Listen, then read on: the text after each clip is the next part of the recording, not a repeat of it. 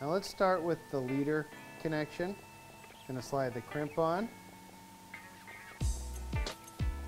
Piece of chafing gear. Going to pass it back through the double barrel sleeve. You can see I left a short tag in. I call that an insurance policy. And our standard issue crimpers has the size spacing for the crimp, and we're going to use the third slot that says 1.0 to 2.0. And this is an oversized crimp, so it's going to take 2 crimps.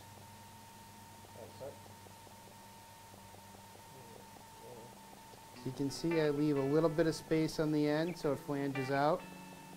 Crimp number 1, I close it all the way tight.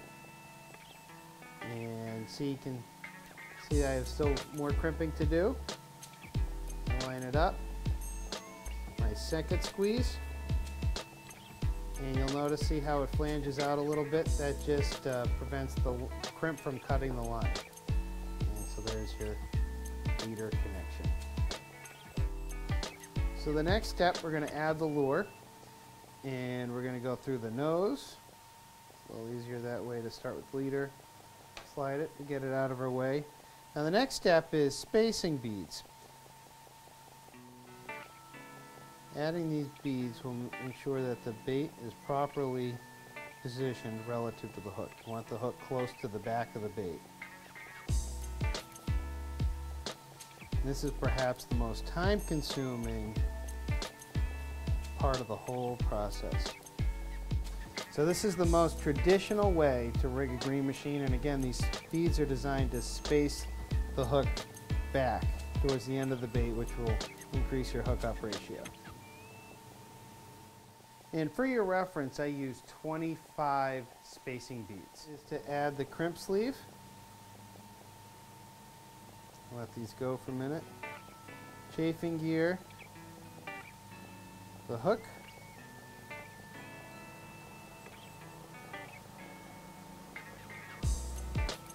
Pull it tight, you'll notice a short tag end. Again, this is a 1.9 millimeter crimp. We're going to use the 1.0 to 2.0. Again, it's going to be 2 crimps. So, crimp number 1. Crimp number 2. Remember, we left that little flange.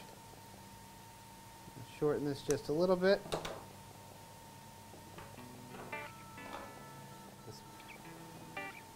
And that's the most common way to rig a green machine. But again,